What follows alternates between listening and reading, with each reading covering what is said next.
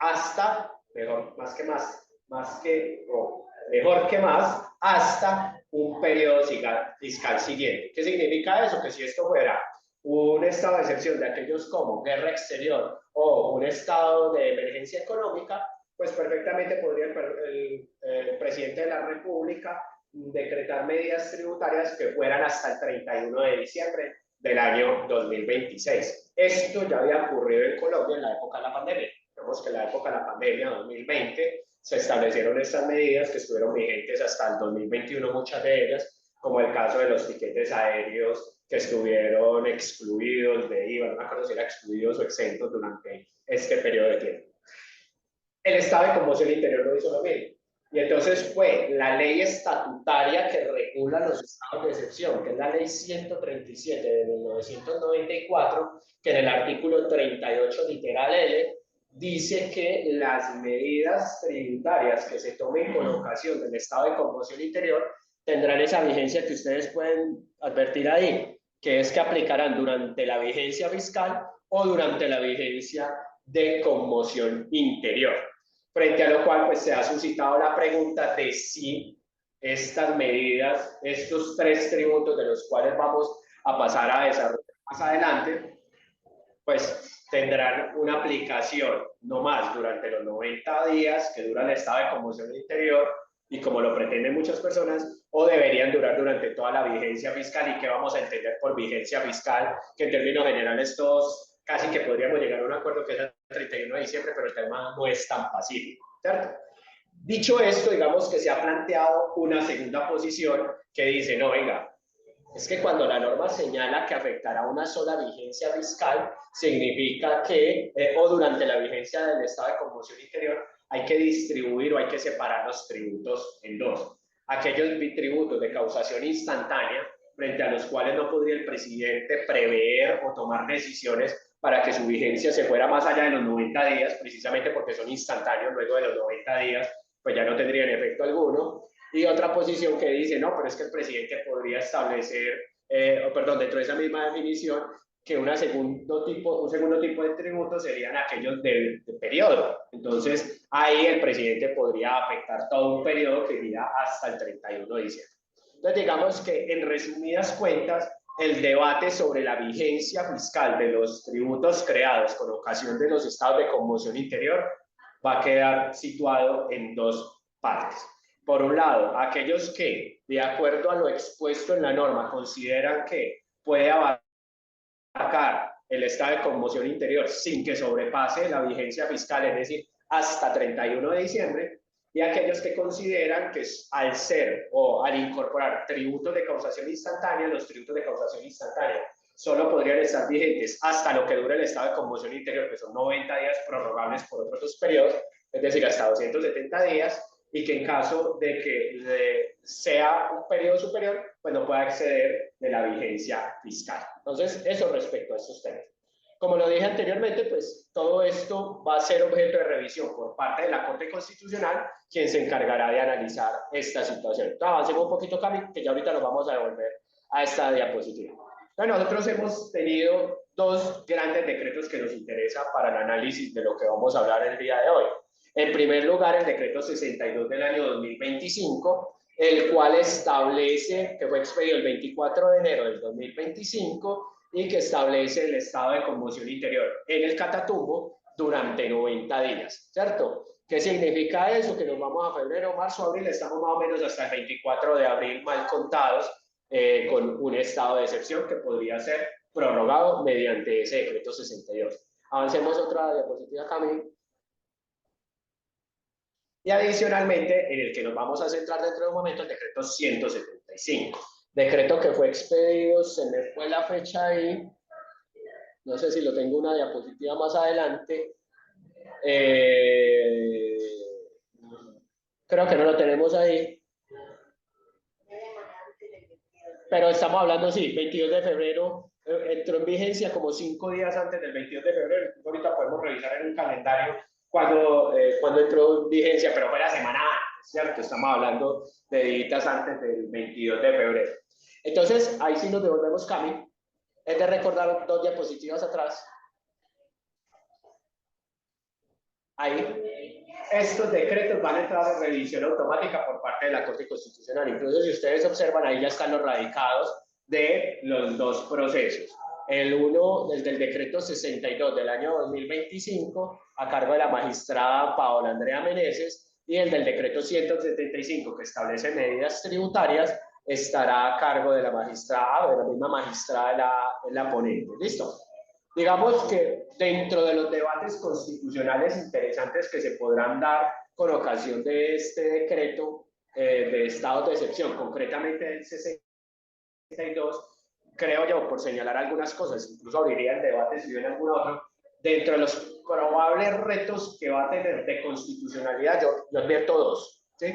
El primero es hasta qué punto una medida tributaria puede impactar el resto del territorio cuando solamente estamos hablando de que el decreto de conmoción interior abarca una zona muy específica que es el Catatumbo y ahí nos señala exactamente qué municipios, ¿sí?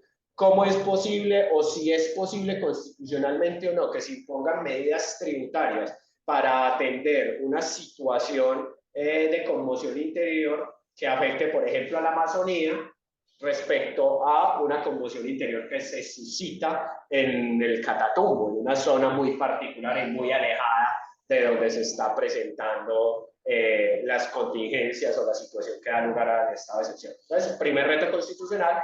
El segundo, también lo advertíamos ahorita, extra conferencia, tiene que ver con la vigencia de las medidas, que ese ya no iría dentro del decreto 62, sino directamente dentro del decreto 175, y ahorita lo hablamos más adelante.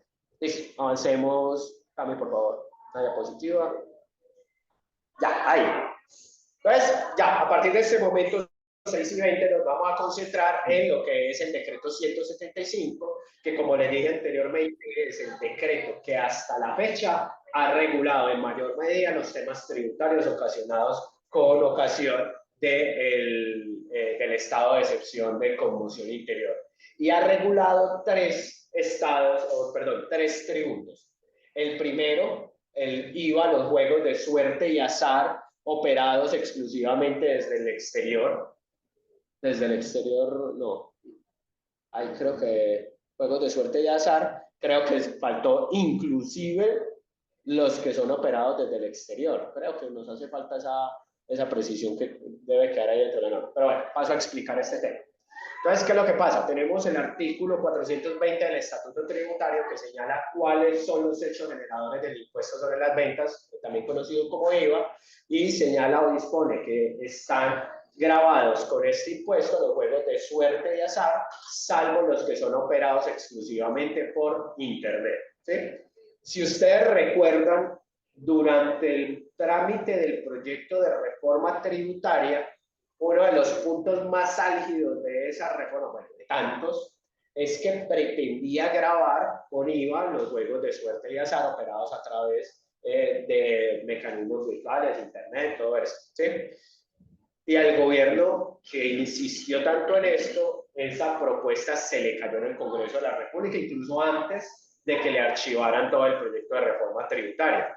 Pero siempre quedó rondando, incluso era un tema que mencionaba de manera reiterada el presidente de la República y el entonces ministro de Hacienda, de la necesidad de que en Colombia se graben con IVA los juegos de suerte y azar operados a través de Internet, ¿sí? Y como no se pudo hacer en ese entonces, pues yo creo que se aprovechó este momento y digamos, bueno, para financiar el Catatumbo, pues vamos a aprovechar esta medida tributaria y vamos a implementarla, ¿sí? Con una complejidad grandísima, y es bueno, cómo adaptar los sistemas que les tocó a estas empresas de juegos de suerte y azar por Internet, casi que en una semana implementar y adecuar sus sistemas para poder empezar a organizarse y poder recaudar ese tributo. Ya ha venido pasando algo que no sé si lo han notado, si alguien se ve el partido desastroso de Colombia ayer. Una de las cosas que a mí me llamó la atención fue que justamente todas las casas de apuestas que están pagando pauta durante todos los partidos de fútbol, todas señalaban, apuesta y te reconocemos el 100% de tu apuesta. ¿Qué están haciendo estas empresas? Están asumiendo el impuesto porque han advertido que ha generado un efecto económico importante. Los apostadores han decidido, muchos de ellos, irse para otras plataformas, incluso no reguladas, que eso era incluso la advertencia que hacía en su momento las casas de apuestas y decían, ojo, si nos ponen IVA, esto lo que está haciendo es patrocinando o incentivando a que la gente se vaya a jugar en casas de apuestas que no están reguladas y vigiladas por el Estado. Claro, porque el tema es con juegos, ¿o qué? Porque quienes están grabados se entiende que están autorizadas por juegos como monopolio estatal, ¿no? Sí, claro, o sea, lo que le apuntan ellos es, vean, no, pues ya pagamos muchos impuestos. Entre esos, en gran medida, las casas de apuestas lo que financiamos por mucho, con muchos recursos, el sector salud. Entonces, pues si ustedes lo que van a hacer es fomentar para que la gente vaya y apueste en otro lugar, vamos a dejar de recaudar no solamente el IVA, sino incluso los tributos que ya veníamos recaudando. Pasó un fenómeno porque esto no fue gratuito, que estas empresas empezaran a sufrir el impuesto. Resulta que tuve en algún momento la posibilidad de hablar con alguien cercano a estas casas y lo que me decía era que dentro de las formas en que ellos buscan las casas de apuestas que el apostador no se alejara, es que le reconocían ese 19% de otra manera, un bono, unos puntos para que él lo redimiera y que aún así ni siquiera habían logrado el efecto, que sentían como si les estuvieran arrebatando algo que de por sí ya era suyo y entonces lo que tuvieron que hacer es cambiar la metodología. Definitivamente si usted deposita 100.000 pesos, pues 100.000 pesos tendrán que ser reconocidos y ya internamente las casas de apuestas organizan cómo asumen ese impuesto. Pero el otro tema es el IVA se causa por el mero abono, ¿no? Por el mero... Sí, creo que uno de los puntos que va a ser bien interesante a observar dentro de la jurisprudencia de la Corte Constitucional cuando analice este tema va a ser justamente ese. Y es que la causación de este impuesto es al momento del depósito que hace el apostador de los recursos a la casa de apuestas, sin que ello signifique todavía la realización del hecho económico grabado, que es la realización de la apuesta. Es decir, es una causación que es anterior a la realización incluso del hecho generador. A ver, yo personalmente creo que esto es un asunto que no es técnico, porque yo todavía no he realizado apuestas y me están cobrando el tributo, pero digamos que no es nuevo dentro de nuestra legislación que haya causación de un tributo antes del hecho generador. ¿Sí? Y voy a poner un ejemplo cualquiera, impuesto en plásticos de un solo uso. A mí lo que es nuestro experto en plásticos de un solo uso. Entonces tenemos un impuesto que se causa en las importaciones cuando se importa plástico para consumo propio. Ese es el impuesto al hecho generador, pero se causa al momento de la importación. ¿Sí?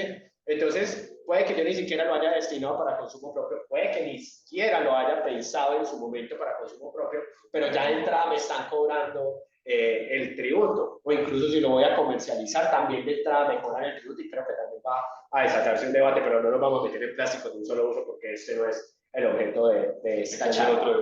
Además, porque allá está que le brinca la mano con ese tema. Hay que hacer uno de ese... Sí, estamos en deuda con el de plásticos de un solo uso. Entonces, digamos que ese es como el gran debate también que hay alrededor de este tema del IVA. El segundo tributo es un impuesto especial para el Catatumbo. Noten que ahorita estamos hablando de una modificación al hecho generador del IVA, ¿sí? Mientras que en el segundo tributo ya no estamos hablando de una modificación de un tributo preexistente, sino la creación de un tributo especial que de hecho no sé si tuvieron la posibilidad de verlo, ya por ahí está el formulario para su declaración y pago, y es un tributo que grava la primera venta o la exportación de ciertos hidrocarburos. ¿Sí? De ese tributo, que no me voy a enfocar, pues ni me voy a concentrar mucho en él, hay una discusión sobre todo lo que tiene que ver con zonas francas, porque saben que todo envío o toda, digamos, todo bien que pase del territorio aduanero nacional hacia una zona franca se considera exportación y a su vez toda salida de bienes de una zona franca hacia el exterior también se considera exportación, que es una de las cosas particulares que tiene nuestro ordenamiento jurídico y es que es una doble exportación, ¿sí? Con unas consecuencias que habría que mitigar pero ese es como el tema que he visto por ahora que se ha presentado más con los de hidrocarburos. Y finalmente, pues, una normita que incluso la transcribimos ahí, y es esta. La tarifa del timbre se refiere, el artículo que se está modificando pasa a ser del 1%. ¿Sí? Ya vamos a empezar a desarrollar timbre, 6:28, nos vamos a dedicar ya de lleno en la horita y media que nos quede a hablar de impuesto de timbre. Pero algo que yo quiero advertir antes de darle la palabra a Andrés, tiene que ver con esa modificación tan simple que hace la norma. Porque esto ha generado, esta normita, ese cambio pequeño, es la que ha generado mayor debate y mayor impacto a los contribuyentes de este decreto 175. Y muchos han advertido, ojo que es inconstitucional, ojo que es inconstitucional. Y más allá de los reproches que hemos venido haciendo hace un momento sobre si el Catatumbo puede imponer medidas tributarias para todo el territorio, sobre la vigencia fiscal o sobre la vigencia de este tributo como tal, más allá de eso, pues una norma que cambia un tributo del 0 al 1%, personalmente yo no advierto ningún rasgo o ningún vicio de inconstitucionalidad. ¿Sí? Entonces, en lo que tenemos, te doy la palabra, Andrés, para que desarrolles los siguientes temas y ahí voy metiendo la cuchara. De una, no, gracias, profe, gracias a todos por estar aquí. Sí, la idea no es que sea pues como una conferencia ni mucho menos, sino como conversar sobre este asunto pues, que creo que impacta bastante como la realidad negociada de mucha gente, sobre todo los clientes. Entonces, nada, como bien decía el profe, el tema es que el timbre, pues yo creo que ya es un tema que lo tenemos claro, y es que timbre no se había muerto, pues no había salido del ordenamiento jurídico, sino que estaba marchito, pues por decirlo de alguna forma. Entonces simplemente bastaba una norma que reviviera su tarifa para que tuviera aplicación de nuevo. Entonces, básicamente eso fue lo que hizo el decreto, ¿cierto? Me causó mucha curiosidad timbre, porque cuando uno se pregunta de dónde viene timbre, es un impuesto re viejo, ¿no? Como que timbra el documento, pues una cosa así de rara, y creo que el primer antecedente es esa ley segunda de 1976 que establecía inclusive algunas graduaciones en la concesión del impuesto. El tema del marchitamiento es porque desde 2008, no, perdón, desde 2008, desde 2007, con la ley 1106 de 2006, hubo una reducción transitoria de la tarifa pasando del 1 al 1% al 0%. Y desde ahí timbre pues básicamente no tenía aplicación práctica.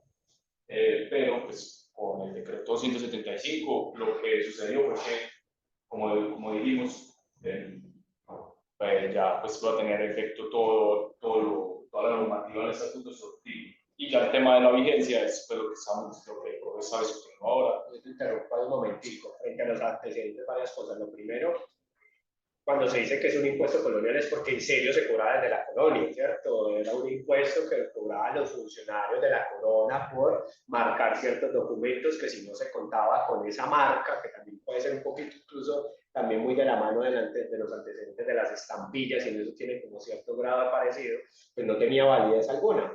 Incluso dentro de las normas del estatuto tributarios, una que fue declarada inexequible por parte de la Corte Constitucional, señalaba que el impuesto o aquellos documentos sobre los cuales no se hubiese pagado timbre no tenían efectos procesales. Entonces yo no lo podía utilizar de prueba, ¿sí? Y es parte de ese rezago histórico. La ley segunda de 1976 lo trajo nuevamente a colación, lo revivió y lo volvió a estructurar.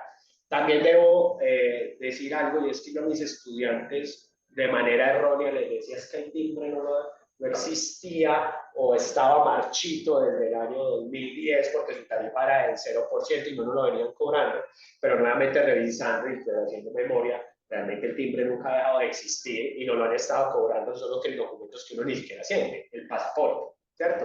Entonces el pasaporte siempre lo han cobrado, siempre ha estado ahí, solo que no ha sido un tributo que a los tributaristas nos interese particularmente, porque pues parece ser que en el caso de los pasaportes y de otros documenticos por ahí no genera mayor discusión. Y finalmente, antes de pasar para que continúes con el tema de la vigencia, recordar que este gobierno ha sido un enamorado del timbre. ¿Sí? Desde que llegó, me decían estos días un amigo, yo tengo que averiguarme quién es el que está enamorado en el gobierno de timbre. ¿Sí? Tengo que revisar, yo tengo que buscarlo, saber quién es, porque es muy raro que haya una persona tan enfocada y tan enamorada del timbre en ese gobierno. ¿Cómo? Sí, alguien tipo Andrés, ¿cierto? ¿Cuál es el interés por tener este impuesto de traerlo nuevamente? Pero fíjense que el gobierno ya había tenido una primera batalla ganada, y fue la ley 2277, que revivió no, le logró imponer o nuevamente traer una tarifa de timbre para ciertos actos puntuales, que es enajenación de bienes inmuebles. ¿Listo? ¿Qué va a ir? Porque ahorita sobre eso tenemos que volver obligatoriamente. ¿Desde cuándo está vigente? Y bueno, ya la vigencia entró en vigencia el 22 de febrero de 2025 y pues como lo señaló el decreto, va a estar el 31 de diciembre de 2025, ¿cierto? Me quedé pensando en un asunto de lo que estaba planteando profe sobre la tarifa, pero no, sigamos ahorita por favor. Frente al tema de los efectos, antes de que pases ahí, los efectos, este es, por ejemplo, uno de los reproches que se le podría llegar a hacer de constitucionalidad del decreto, al ser una medida de carácter transitoria, pero es un impuesto de causación instantánea.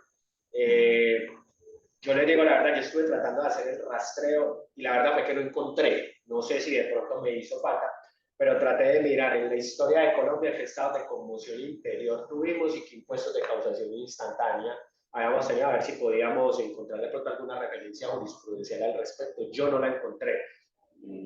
Dejo abierta la posibilidad de que pronto es que no la hayan encontrado, no quiere decir que hayan hecho el estudio lo suficientemente juicioso, pero creo que se puede hacer todavía con mayor juicio esta revisión y pensar en eso, mirar a ver si hay algún antecedente jurisprudencial, porque pues creo que ese va a ser el centro del asunto al momento de la discusión ante la Corte Constitucional, o uno de los tantos temas que se va a revisar. Y es posible que se extienda un impuesto que se va a causar, es decir, el contrato, supongamos que se llegue el 24 de abril y el gobierno decide no prorrogar el estado de excepción, el 2 de mayo vamos a celebrar un contrato, se supone que ya lo del Catatumbo entró en normalidad, se justifica todavía tener un tributo que recaude recursos para un estado de conmoción interior sobre el cual ya no se necesitan esos recursos.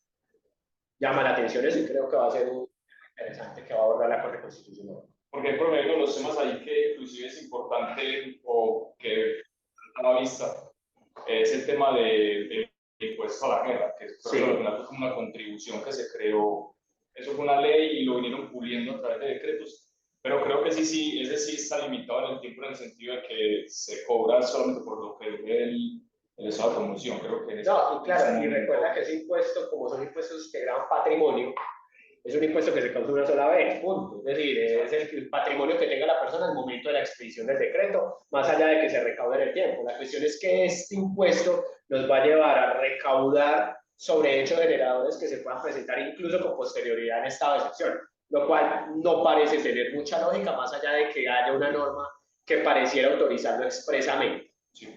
Y sobre el creativo del gobierno, es muy curioso porque este timbre de la reforma, de la última reforma, fue una invención total. O sea, eso es, pues esto fue simplemente revivir una tarifa, pero este ya es todo un arquitectura sobre timbre. Vamos a pasar por ahí. Bueno, sujeto activo la DIAN es un impuesto de carácter nacional. Y sujeto pasivo, por favor, ignoren en personas naturales el resto, solo personas naturales. Solo son personas naturales y aquí es importante, creo que esta discusión es importante en el sentido que hay que diferenciar en cuanto al pago, como los momentos, o sí, creo que los momentos del timbre, ¿cierto? Como la forma en la que se paga timbre y cómo operas en cuanto a los sujetos pasivos, porque sujetos pasivos, básicamente la norma dice que son personas naturales, jurídicas, entidades de derecho público que suscriban, otorguen, modifiquen o creo que esos son los verbos que usa los verbos rectores, documentos públicos o privados en los que contengan obligaciones, ¿cierto? Entonces, creo que, y esto lo uno ahorita con el asunto del hecho generador, una cosa es que yo sea sujeto pasivo, que tenga sujeción pasiva en cuanto al pago del impuesto, y otra cosa es que tenga la calidad de agente de retención y que tenga la obligación de retener el impuesto, porque esa es la única forma en la cual se paga, vía retención.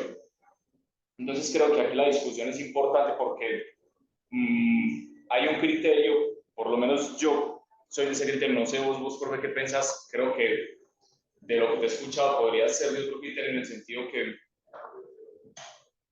el agente de retención debe ser responsable por el pago del impuesto, pero el pago del impuesto, en mi sentir, puede ser pactado por las partes. Y lo digo por lo siguiente, porque el agente de retención está obligado a retener el 100% del impuesto, pero en la norma en ningún momento, pues en ninguna parte, me establece cómo pago o el sujeto pasivo cómo paga el impuesto. ¿Sí me entiendes? Es decir, el agente de retención bien podría llegar y decirle a su contraparte, yo soy su pagador, yo le voy a descontar la totalidad del impuesto. Sí. Y siendo que ese impuesto no funciona como las retenciones normales, ¿no? Porque yo creo que ese impuesto es un valor adicional al contrato, no es como que el pago yo te puedo deducir el valor de los, por lo menos la norma no lo establece así, la retención no funciona así. Entonces creo que aquí se puede dar la discusión en el sentido que creo que las partes bien pueden salir a decir pactemos la proporción en la cual vamos a pagar el impuesto y obviamente la agente de retención deberá certificar valga la redundancia, perdón, en el certificado qué parte pagó quién. Sobre todo por eso, porque es deducible en renta, ¿cierto? Por el 115. No sé si esa explicación mejor hablar del hecho generador, porque siento que hay cosas ahí del hecho generador que se tocaron, pero o dar la discusión ahí.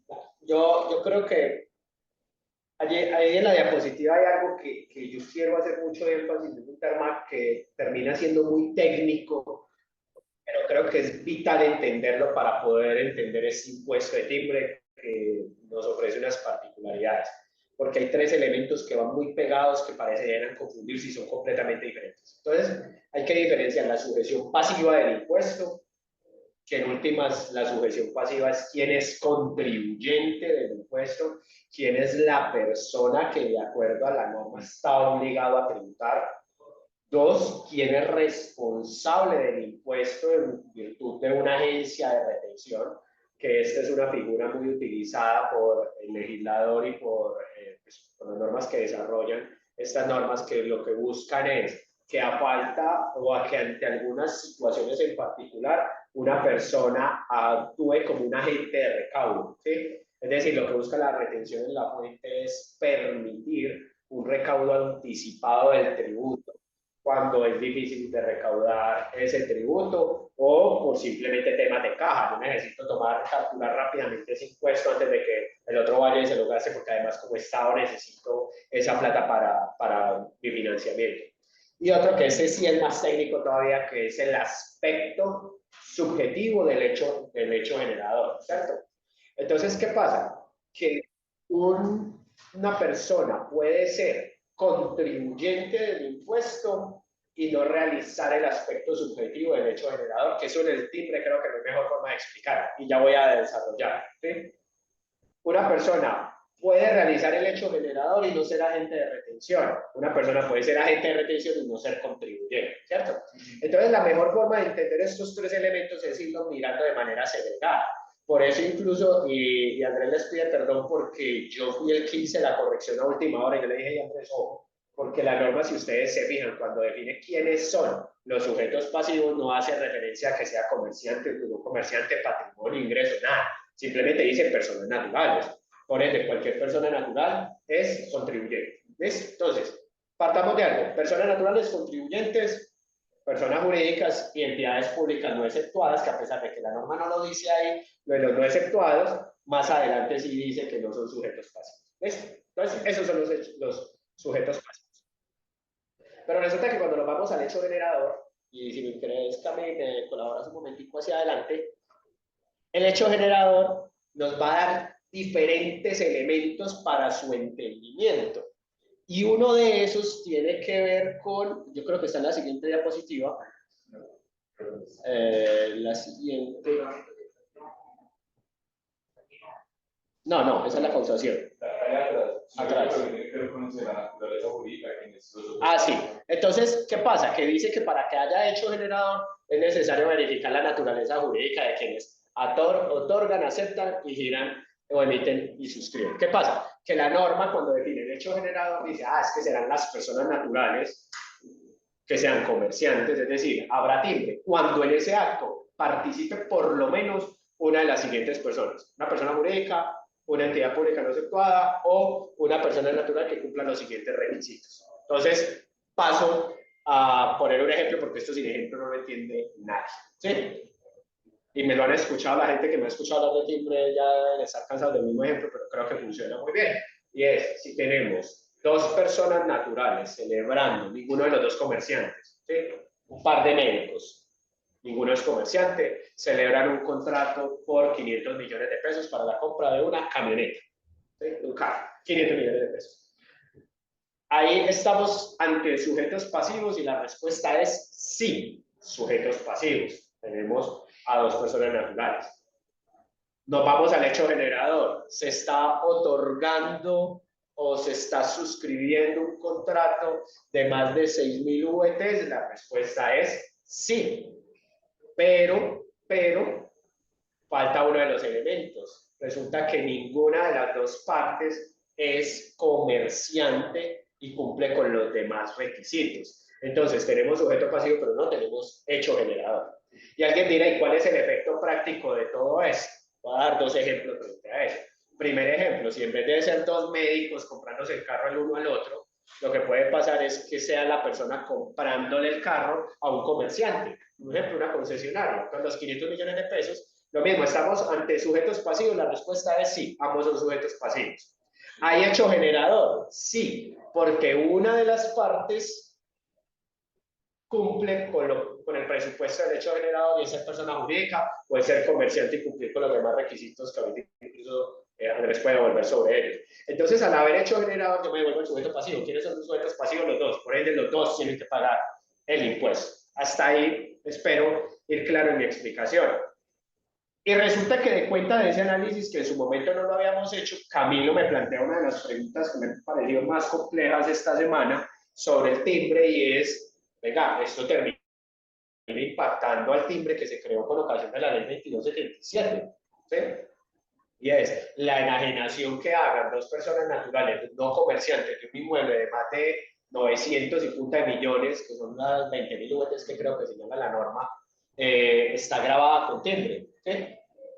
¿Sí? Si ambos no tienen esa condición de comerciantes, de tener el patrimonio, los ingresos que señala la norma, pues habría sujeción pasiva, pero no habría hecho generador, o este es un hecho generador nuevo, que esa es otra discusión que si quieren la abordamos más adelante. Entonces hasta ahí vamos, sujeto pasivo, vamos el aspecto subjetivo del hecho generador y nos falta el tercer componente que es la retención en la fuente.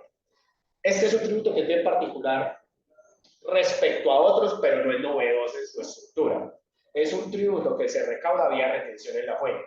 Digo que es particular respecto a otros tributos porque, por ejemplo, en los tributos tradicionales como renta e IVA, a pesar de que existe retención en la fuente, el sujeto pasivo tiene la obligación de presentar declaración del impuesto. Es su obligación. Entonces, presenta su declaración, se descuenta retención. Este es un tributo que preeminentemente se recauda, preeminentemente no, de manera exclusiva se recauda vía retención en la fuente. ¿Esto no tiene algún otro tributo? La respuesta es sí, ahí le para. Estampillas, el que se le parece. Las estampillas se recaudan vía retención. Entonces, ¿qué es lo que pasa? Si en algún momento uno de los agentes de retención del tributo omite su deber de retener, no puede la administración a decirle a esa persona le voy a iniciar un proceso de aforo por no haber pagado el tributo. ¿Por qué? Porque el tributo se recauda vía retención en la fuente. Lo cual no significa que ante un requerimiento por parte de la administración, el agente de retención no pueda ir a exigir ese impuesto en cabeza de terceros. ¿Sí? Hay un tema que es muy interesante dentro de las retenciones en la fuente, que no tiene que ver con timbre, pero perfectamente lo puede impactar. Es un proceso de una que está en curso incluso todavía. Llega la DIAN, si no estoy mal, refiere a una entidad por no haber sido agente de retención. La entidad dice, yo no soy agente de retención, igual lo sancionan y se va en demanda. ¿Y qué dice la entidad en la demanda? En primer lugar, yo no soy agente de retención, pero en caso de que fuera agente de retención, venga y vincule a todas estas personas, que son los responsables del tributo, para que ellos vengan, en caso de que a mí me condenen por no haber hecho la retención de la fuente, para que ellos vengan y paguen el tributo. Más allá del tema de ellos dijeron ni sanciones e intereses, eso es otra discusión, pero por lo menos lo que es el capital, ya la gente de retención está diciendo que es que yo no soy contribuyente, ¿sí? Entonces fíjense esos matices que hay sobre esos sujetos intervinientes, que nos lleva a que cada uno cumple un rol y cada uno yo lo tengo que saber determinar. Ahora, y con esto cierro para poder avanzar, frente a la pregunta es, ¿las partes pueden pactar quién es el responsable del tributo? Lo pueden hacer, ¿sí? Lo pueden hacer. De hecho, en Medellín pasa, en Colombia pasa. Hay una costumbre mercantil que dice que el impuesto predial entre comprador y vendedor se va a prorratear en el año, ¿sí? Y es costumbre mercantil certificada por la Cámara de Comercio. Entonces, si las partes no dicen nada, una parte puede demandar a la otra y decir, vea, es que usted tiene la obligación de pagarme el 70% del impuesto, ¿sí? Porque hay una costumbre mercantil. Pero resulta que el sujeto pasivo es el propietario a 1 de enero. Entonces, lo mismo con el timbre. Las partes se pueden poner de acuerdo como se les dé la gana de quién es el responsable del timbre. Eso sí, esos pactos no son oponibles ante la administración. La administración puede ir a cobrárselo, obviamente, única y exclusivamente a la gente de retención. La pregunta es sobre la deducibilidad. Y es si yo me puedo hacer deducir un impuesto que va más allá de lo que yo inicialmente tenía derecho a deducir. Me explico. Si somos dos sujetos pasivos, el impuesto lo tenemos que pagar cada uno 50-50. Entonces yo le digo, no, tranquilo, yo lo pago 100%. Yo igual me lo llevo en la declaración de renta. La pregunta que a mí me surge, y no tengo respuesta, afortunadamente esto es una tertulia y podemos plantear aquí preguntas abiertas, es, ¿será que yo me puedo tomar ese 100% como deducible? Y tengo la seria sospecha de que no. Tengo la seria sospecha de que no, porque en último estoy asumiendo un impuesto de un tercero y frente a eso ya hay bastantes pronunciamientos que señalan que cuando uno asume impuestos de un tercero eso no es deducible. ¿Sí? Me interrumpo. Pero bueno, que es interesante el tema del pago porque, a ver, hay operado omisión de agente de retención tal cual, ¿no? Es decir, se puede configurar el delito inclusive. Sí. Y el tema es que es muy interesante porque el estatuto establece una solidaridad entre sujetos pasivos y agentes de retención. Entonces yo me preguntaba si la DIAN podía llegar y en una operación determinar quién era, pues alguna de las partes y entrar a fiscalizar qué, en proporción o cómo entrar. Por ejemplo, si hay dos personas jurídicas. Pero la cuestión ahí es que como es agente de retención, pues yo voy contra el agente de retención, ¿cierto? Ya que vincule solidariamente a ya, sí, pero en el marco del procedimiento administrativo, porque particularmente yo no veo forma de que una administración vincule en un proceso de omiso de un agente de retención al contribuyente. No sé qué pensará el auditorio. Yo no veo posible, no veo esa posibilidad. Puede iniciar un proceso de aforo o de inexacto, porque también puede ser de inexacto. Recuerden que la retención es la fuente de timbre, no lo hemos dicho, pero bueno, lo decimos. Se declara en el 490, no, el 360. No, el de retención es 350, del formulario 350, que es el formulario de retención de la fuente, es decir, retenciones de renta, retenciones de IVA, retención de timbre. Entonces, ¿qué pasa? Puede pasar, y seguramente va a pasar, que hay personas que serán agentes de retención de renta en IVA y no hicieron retención en la fuente de título de timbre, el proceso que le van a iniciar no es el de omiso, sino el de inexactos. Yo no veo ni en el de un inexacto, mucho menos en el de omiso, o mejor dicho, no veo en el de omiso, mucho menos en el de inexacto, que vinculen incluso por el pago del capital al contribuyente. ¿Sí? Creo que la responsabilidad recae única y exclusivamente en cabeza de la agente de retención. Claro, porque hay escenarios, hubo un escenario ahí que me plantearon, si hay dos personas jurídicas, el notario no retuvo, ¿será que se le traslada la responsabilidad a las personas jurídicas? Pero yo creería que en esa lógica no, eso la gente lo entiende asumir. Yo creo que empezamos al revés, pero cuanto al hecho generador, pues yo creo que ya se avanzó bastante sobre lo que dijimos. Ahí puede tener claro que el hecho generador de timbre tiene varios elementos. El primer elemento es que haya un documento público-privado que se catalogue como instrumento. El segundo, la naturaleza jurídica de las personas, pues su calidad mejor que su naturaleza jurídica, su calidad en el sentido que sea una persona jurídica o, como bien lo dijo el propio comerciante, que tenga ingresos o patrimonio superiores a 30.000 UETs. Si hay una de las dos personas o una entidad de derecho público no exceptuada, hay timbre. Pues eso, digamos que esos elementos también en relación con lo que está diciendo el propio Perros en su integralidad, pues es decir, si falta uno no hay timbre y tienen que estar todos pues para que lo haya. El tema obligacional, en el sentido de que el documento debe contener la existencia, la constitución, modificación, extinción, prorrogación de obligaciones, y que la cuantía del documento debe superar las 6.000 UETs, que son aproximadamente 299 millones. Hay un tema ahí, es que, como bien lo dijo el profe, cuando el timbre estaba marchito, todavía había documentos que sí causaban timbre, y no importaba la cuantía, el tema de los pasaportes, el reconocimiento de personalidad jurídica, las cesales y de las sociedades, el salvoconducto para portar arma, creo que también estaba, nunca dejó de cobrarse. Yo me devolvería un momentico para volver a hablar sobre las entidades exceptuadas. Sí. Porque creo que hay una discusión importante, incluso la damos de Marco del Semillero la semana pasada, de pronto te devolví un poquito cambio, uno hacia atrás.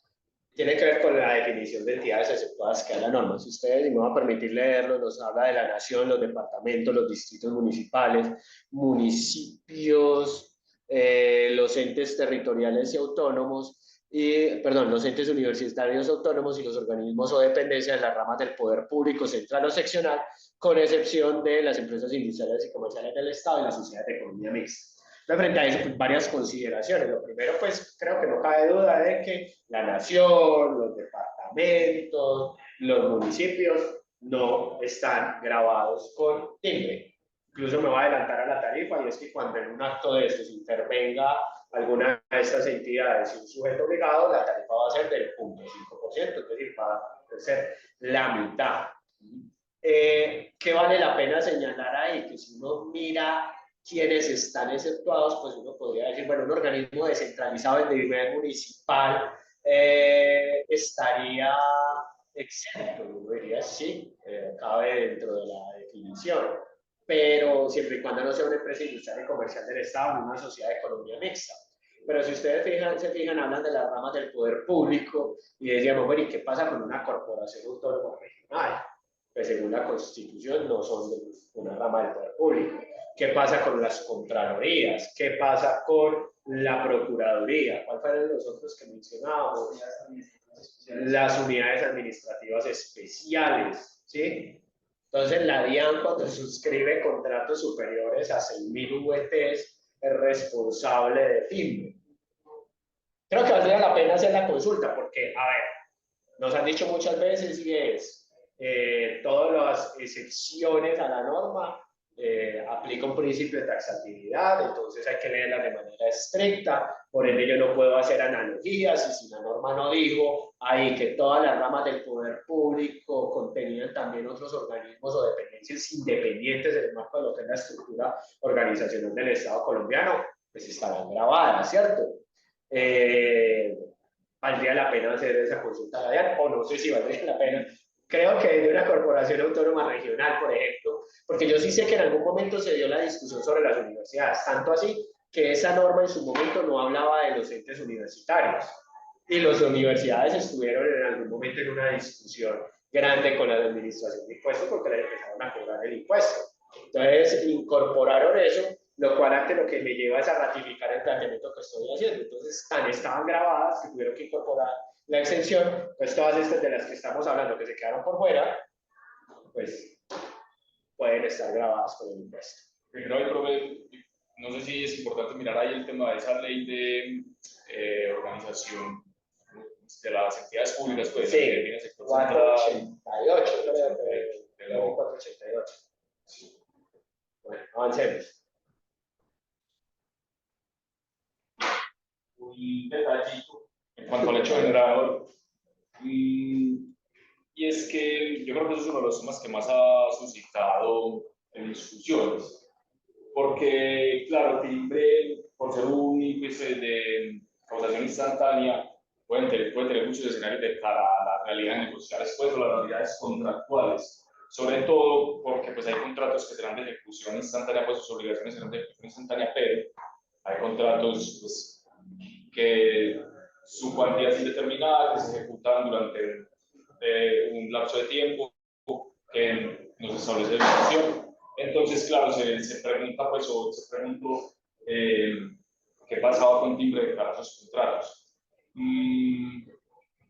Más allá de explicar el cuadrito, ¿cierto? Porque creo que el cuadrito lo que hace es como condensar, incluyendo estos gradientes, ¿cierto? Poder bajar ese recuadro para que se vean los títulos. Arriba, sí. Lo jalas hacia abajo. Eso. Gracias. Ahorita lo volvemos a subir. Para que queden como que se vea bien esos subtítulos, esos títulos ahí.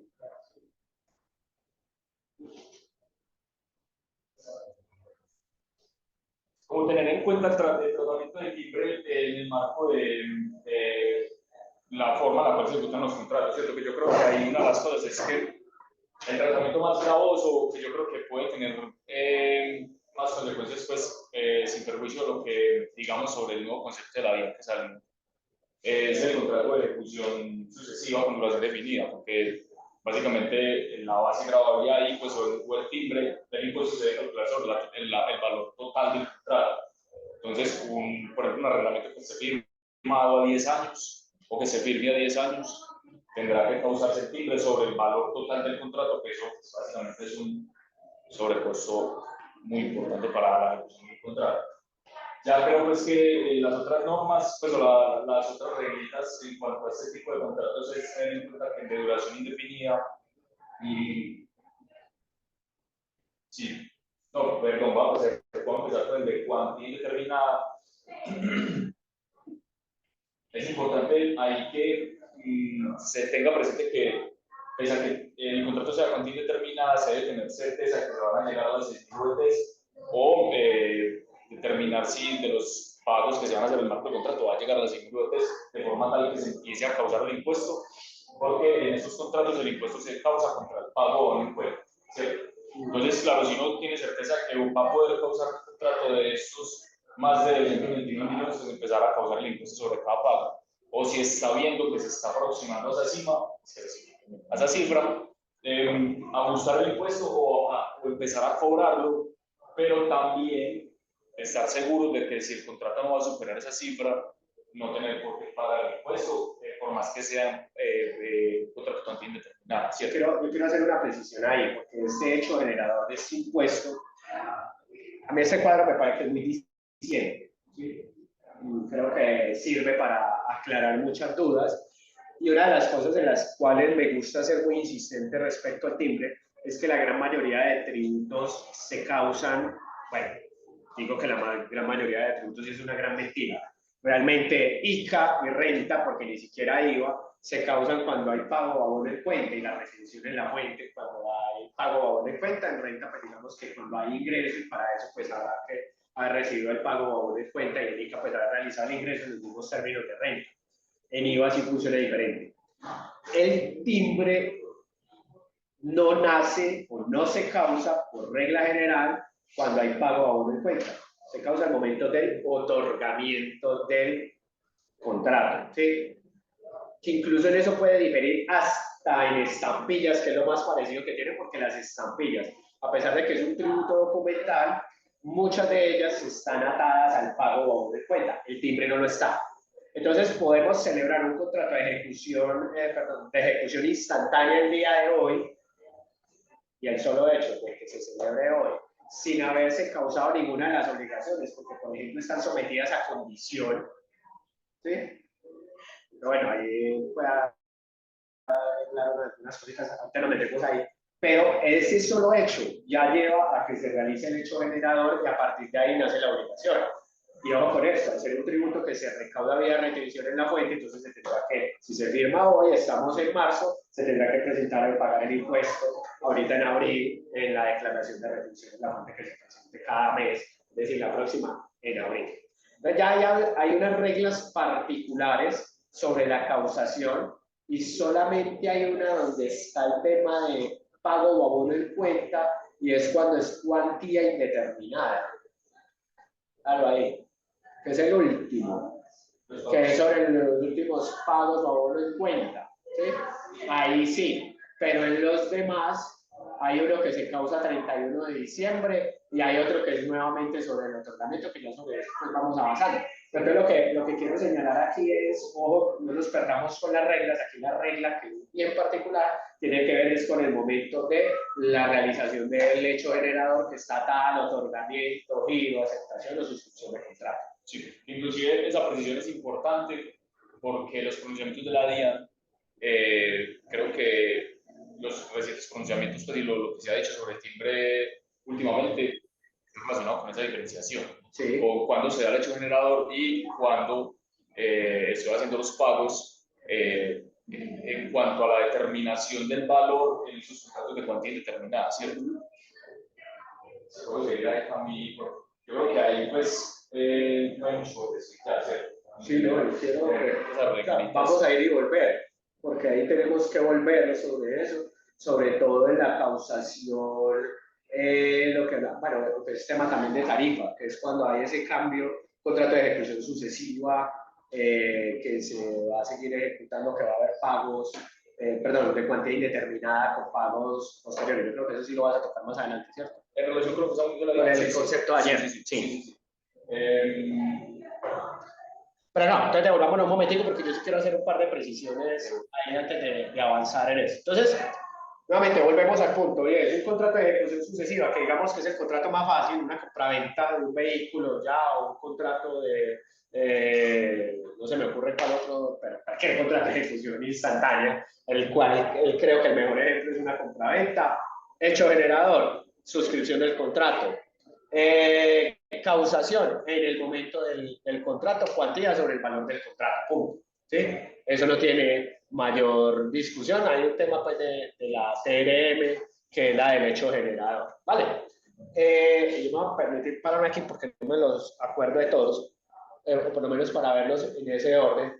Después llega con los contratos de ejecución sucesiva con duración definida. Entonces, un contrato de arrendamiento suscrito durante la entrada en vigencia de la norma, es decir, del 22, 25 de febrero, ¿no hemos dicho ahorita?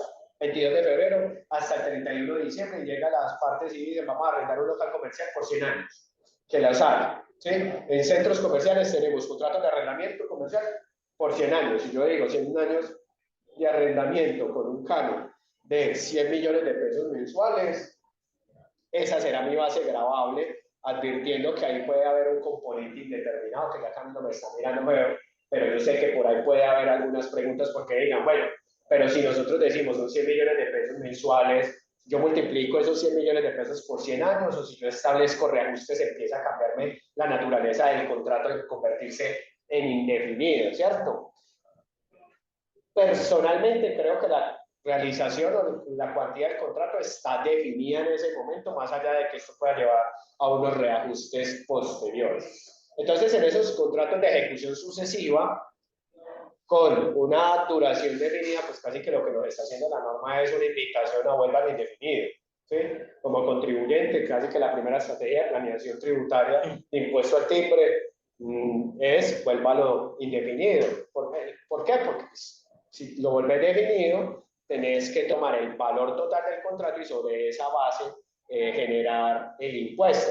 Y no solamente lo grave es eso, sino que adicionalmente es cuando se causa, y nuevamente es en el momento del otorgamiento del contrato. Entonces, ¿qué pasa? Celebramos un contrato que mensualmente es de 10 millones de pesos, al cabo del año estaremos hablando de 120 millones de pesos, por 10 años estamos hablando de 1.200 millones de pesos y me toca pagar el 1% hoy. ¿Sí? De una me toca desembolsar los recursos, es lo que hace complejo este contrato. Después tenemos los contratos de duración indefinida. Entonces ya ahí las partes todavía no saben cuánto va a durar. ¿Se presentan este tipo de contratos? Sí. En el sector público no los ve uno, pero en el sector privado es muy común que este tipo de cosas ocurran. ¿Cuánto va a durar este contrato? Lo que quieren las partes. ¿Sí? Contrato de prestación de servicios. Pasa con los abogados, pasa con un montón de personas, y es, ¿cuánto va a durar? No sabemos. Entonces, ¿cuál es cómo se determina ahí el hecho generador o cuándo es el hecho generador al momento del otorgamiento, pero noten algo, hay una causación, lo que hablábamos de la causación anterior, causación posterior, en este caso es una causación posterior a 31 de diciembre.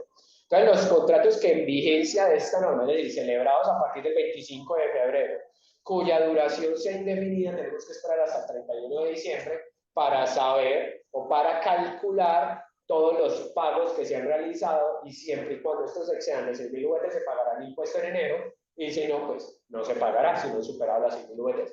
Y finalmente, cuando el valor es indeterminado, vean que ahorita estamos hablando de duración, ahorita estamos hablando del valor del contrato, que también ocurre. Supongamos un abogado que contrata el 30% de sus honorarios en cuota litis.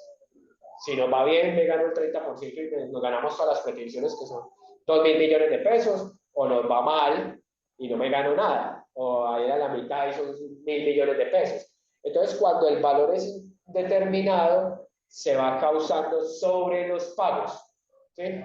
Sobre los pagos. ¿Cuándo? Cuando se reciban los pagos, y siempre y cuando estos pagos superen las 6.000 UVTs y es posterior a que pasaron las 6.000 VT sobre cada pago adicional. O sea que ahí también hay cierta estrategia de planeación porque las primeras 6.000 VT no estarían grabados con el impuesto. El fraccionamiento del contrato. Exacto. Dale. Bueno, como yo creo que ya puede advertirse la base gravable del impuesto es el valor del instrumento público-privado que contenga el efecto obligacional y la cantidad sea superior a 250 millones aproximadamente. Lo que dijimos en los documentos que están grabados con el impuesto. Hay una normita en cuanto a los contratos de agencia mercantil y administración delegada, es que el timbre se causa sobre la remuneración que debe pagarse a la gente y no pues sobre el contrato, que hay una discusión interesante, inclusive eso que fue una de las preguntas que te hicieron en ese foro de GOPS. Sí. Que digamos en un contrato definido, pues un contrato de este tipo, pueden haber valores que superen las 6.000 UVTs en la ejecución del contrato, del objeto del contrato, pero la remuneración de la gente, pues, o de la persona que hace la intermediación, no supere las 6.000 UVTs o apenas las supere, ¿cierto? Sí. Claro, se causa el impuesto o se cumple con la condición del hecho generador, pero se tiene que calcular sobre el valor de... Sí, a ver, yo trato de explicar eso porque me pareció un tema bien interesante, lo vine a revisar, pues lo sigo revisando, ya tengo una conclusión al respecto, pero entonces planteo el escenario. Contrato de administración delegada, ¿cierto? Entonces llega una persona, contrata a otra para la construcción o para la ejecución de determinada actividad, le entrega 1.000 millones de pesos para su ejecución, ¿sí? Para que gaste toda la realización de la actividad y le reconoce como honorarios 100 millones de pesos.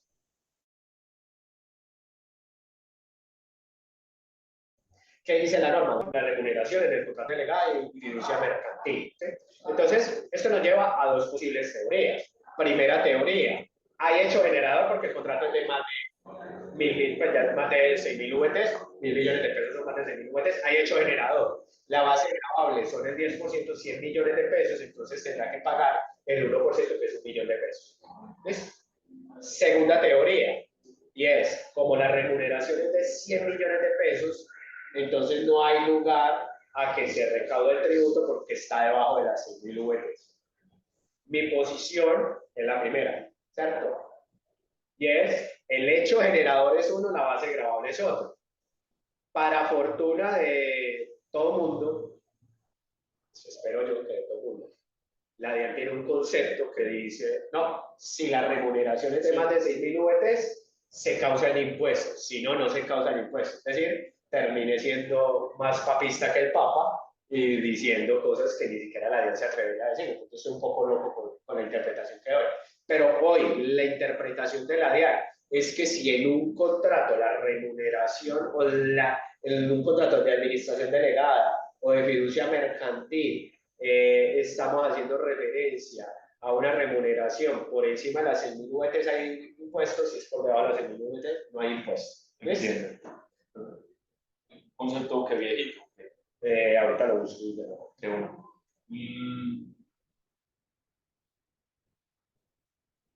porque aquí creo que cabe la discusión de aplicaría para el mandato. Yo creo que sí aplica para el mandato. Sí. Y lo digo porque el contrato de administración delegada, aquí habrá gente que de pronto me crucifique, pero yo esto lo vengo sosteniendo y no soy el único. El contrato de administración delegada no existe.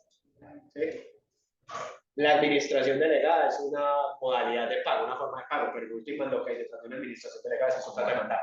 ¿Sí? Contrato de administración delegada, ustedes revisen y no hay norma como tal que regule administración delegada, 2 puntos. Es un contrato de mandato, ¿sí? Que se remunera de esa forma. Entonces, en últimas, lo que busca abarcar aquí la norma son todos los contratos de mandato. ¿No? Así lo, de acuerdo.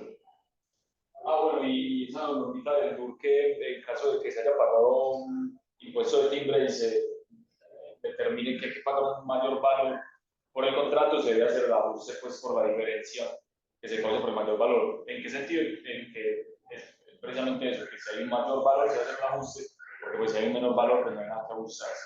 Vale, pero ahí hay un punto que también lo abarcamos en el seminario de estos días, y es piensen lo siguiente. La norma habla que hay hecho generado por la suscripción de contratos, pero también por la modificación de contratos. ¿Sí? Entonces, fíjense en algo. Pensemos en el siguiente escenario. Un contrato celebrado por 200 millones de pesos y un otro sí por otros 200 millones de pesos. La pregunta que nos hacíamos es, ¿estamos ante 2 hechos generadores o ante 2 actos independientes en los cuales ninguno de los 2 causaría el impuesto? Posición que de antemano les advierto fue la que tomamos como semillero. Son 2 actos independientes y no el impuesto. O se los debería sumar y pagar sobre ese valor. ¿Sí? Entonces, cuando uno observa la norma, se da cuenta de una situación que creemos nosotros fue la que suscitó a esa norma reglamentaria. Y es que yo puedo tener un contrato por 500 millones de pesos y haber pagado timbre sobre él. Y llego y modifico el contrato y digo, las partes han acordado o se han dado cuenta que 500 millones de pesos no se alcanza a ejecutar lo necesario, motivo por el cual el contrato ahora va a ser de 700 millones de pesos. No tenemos, sería injusto que la base fuera ahora 700 millones de pesos porque es lo que dice el contrato que es. Entonces ahí es donde creemos que se aplica la norma y pasaríamos, como los primeros 500 millones de pesos estuvieron grabados con timbre, solamente a grabar los restantes 200 millones de pesos. ¿Sí? Pero entonces sería muy fácil de jugar con la redacción, porque entonces más bien en el otro sitio no digo que no alcanza con los 500 y ahora vale 700, sino que se van a adicionar 200 millones de pesos y tengo un hecho generado completamente diferente con que no estaría grabado, ¿cierto? Entonces, ese es como el primer tema a consideración. El segundo tiene que ver con que se debe tener que ya se pagó timbre, porque como lo hemos dicho ya hasta el cansancio, el timbre no ha dejado de existir, el timbre estaba al 0%, entonces en estricto sentido, cualquier contrato celebrado desde el 2010 en adelante, o incluso hacia atrás, pero sobre todo los del 2010 en adelante ya pagaron timbre, solo que la tarifa del 0%. Por ende, cualquier modificación a esos contratos, en los términos que ya los hemos expuesto, pues solamente se pagaría sobre el incremento, ¿vale? Es lo que creemos pues nosotros ahí sobre el tema.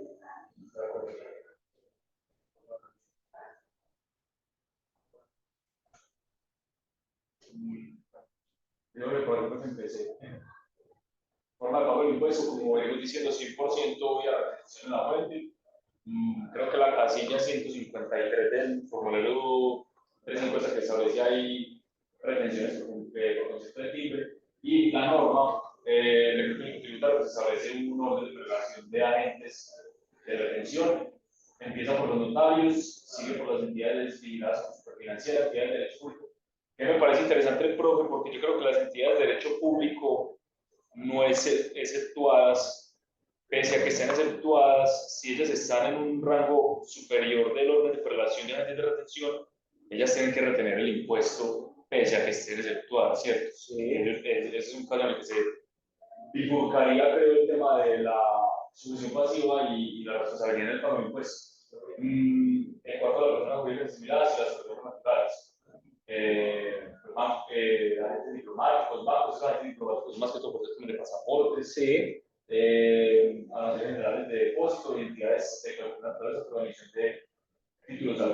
No, yo creo que hay que enfocarse sobre todo en los 5 primeros. ¿Cierto? Inclusive hay una normita en cuanto a los primeros que sí, es como los importantes, pues esos son los importantes. Lo que pasa es que ahí, viendo lo que acaba de señalar Andrés, es bien importante tener en cuenta que el decreto único tributario establece un orden de prelación en la realización de la retención en la fuente, ¿sí?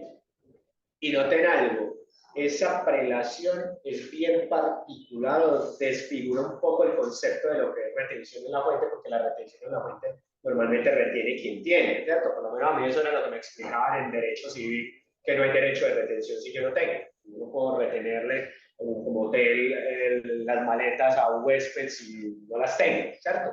Las retiene quien tiene, pero aquí se desconfigura un poco eso porque puede pasar que, por ejemplo, a una entidad de derecho público le vayan a hacer un pago y la entidad le toca esperar a recibir, o incluso sin recibir porque es desde la suscripción del contrato, a la entidad pública le toque disponer de los recursos para retener sin haber siquiera recibido esos recursos. Porque, nuevamente, y ahí es bien importante las entidades de derecho público, las entidades de derecho público se convierten en agentes de retención y en ese orden de prelación. Por ende, cuando negocian, por ejemplo, con personas jurídicas, que creo que es tal vez de las relaciones que más se pueden presentar, o entidades de la superfinanciera con personas jurídicas, pues hay varias que se presentan frecuentemente, pero por lo menos en el rol que tengo es como la que veo más presente, son entidades de derecho público con personas jurídicas y con personas naturales. Se presenta mucho esa situación y en la entidad de derecho público, por prelación, es agente de retención, ¿sí? Incluso si no es quien está pagando, quien paga es el tercero. Ahora, lo que también hace la norma es establecer quién hace retención en la fuente cuando estamos empatados en orden de prelación. Es decir, dos entidades de derecho público, quién le hace retención en la fuente a qué. Una sociedad de economía mixta con una empresa industrial y comercial del Estado. Ahí sí dice a quién paga. Ahí sí respetamos las reglas propias de lo que es la retención en la fuente. Sí, inclusive eso es como el recuadro que está ahí, que se respeta la vinculación y si estamos empatados se tiene que pagar.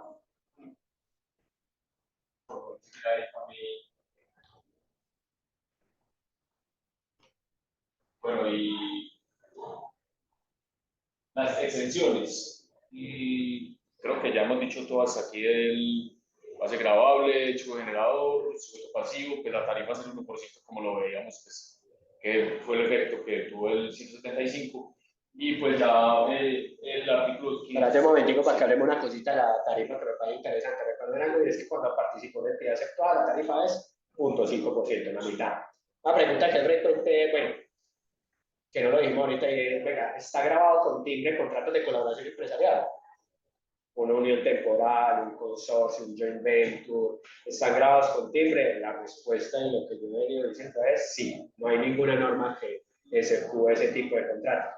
¿Qué pasa si en ese contrato intervienen dos que son exceptuadas y una que no lo son? Termino fraccionando la tarifa en tres y entonces pago el 0.33%, porque además he visto casos, es decir, pasa por ejemplo con temas de, hay ciertos proyectos, por ejemplo construcción de proyectos de agua, de acueductos, donde se vincula la nación, se vincula el municipio, incluso la gobernación, y a veces meten en una empresa industrial y comercial del Estado para la ejecución de todo el proyecto. Y es un contrato de colaboración empresarial, todo el mundo participa. Contrato contrato de colaboración empresarial. No, contrato de colaboración, voy a dejar en esos términos.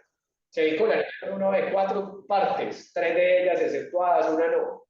Entonces el punto 25. ¿Sí? Y la norma parece ser que no da pie para eso. Dice al punto 5 se interviene una entidad exceptuada. ¿Sí? Sí. Yo creo que ese tema es bien polémico. No me atrevería a recomendar que sea el punto 25, me parece que puede ser riesgoso, pero creo que vale la pena tener la discusión al respecto y poder plantear ese tipo de alternativas, ¿vale? Con las excepciones. Las excepciones de la ley 530 del estatuto son una lista bastante larga, que yo creo que ahí lo importante es identificar que hay operaciones, pues, o digamos, hay ciertas organizaciones que revisten importancia de la forma en la cual se puede organizar para que no cause el impuesto. Pues ahí básicamente pues de las excepciones, las facturas cambiarias, las operaciones de crédito público, los contratos de promesa de compraventa de inmuebles, los contratos de crédito garantía hipotecaria abiertas, ahí sería garantía mobiliaria. Los contratos de transporte aéreo, las pólizas de seguro, los contratos accesorios, sobre los contratos accesorios me parece interesante porque hay un tema con los contratos de concesión y hay un conceptico por ahí de la DIAN en el que los contratos ejecutados en el marco de un contrato de concesión no se entienden accesorios para dejar la exención. Los considera contratos común y corriente, entonces causan tilde. ¿Cuál, perdón? Los contratos que se ejecuten en el marco de un contrato de concesión. Sí. No se consideran accesorios de cara a la exención, entonces básicamente causan tilde. Pero fíjate que en este particularmente, creo que ahí hay varios pronunciamientos que tenemos que hacer, pero quiero concentrarme un momentico en este, porque la pregunta es, bueno, ¿qué es un contrato accesorio? ¿Cierto? Contrato accesorio, o sea, que sigue la suerte de lo principal, digamos que entre los contratos accesorios, por lo menos que nos enseñen, yo no sé ustedes, pero a mí por lo menos me enseñaron contratos accesorios con la hipoteca, ¿sí? La hipoteca es un contrato accesorio al contrato de compra-venta, pero empiezan a generarse preguntas sobre los otros tipos de contratos. Entonces, nuevamente, un contrato de colaboración empresarial, dos partes se unen con el fin de desarrollar una actividad en conjunta. Esa actividad en conjunta, cuando la desarrollen, será un contrato accesorio. Mi posición es que no lo es, ¿cierto?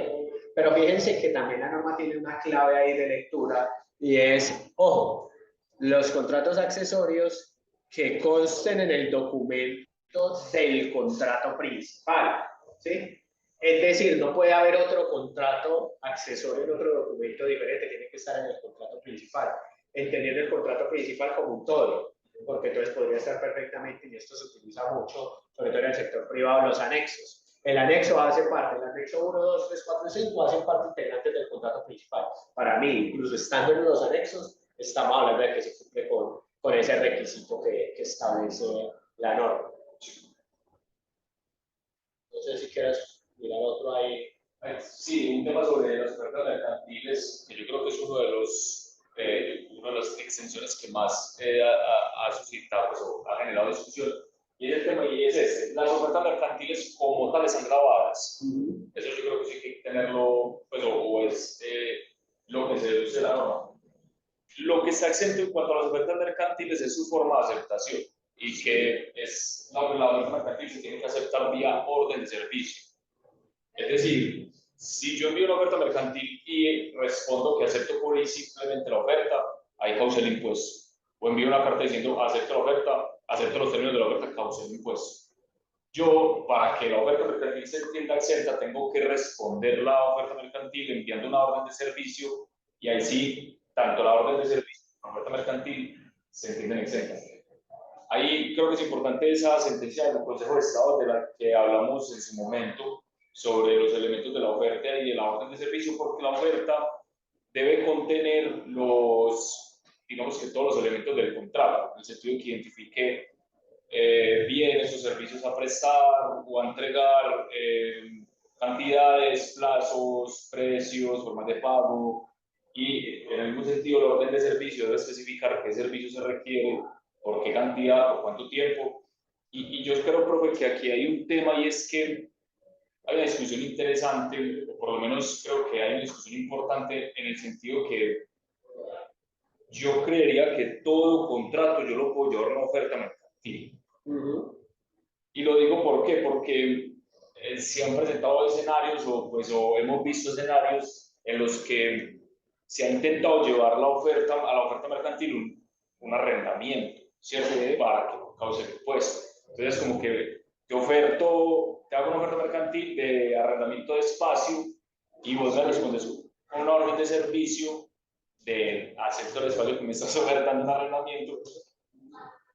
Y por lo menos yo no veo de las normas del Código de Comercio que eso no se pueda hacer legalmente. A ti técnico todo lo que quiera.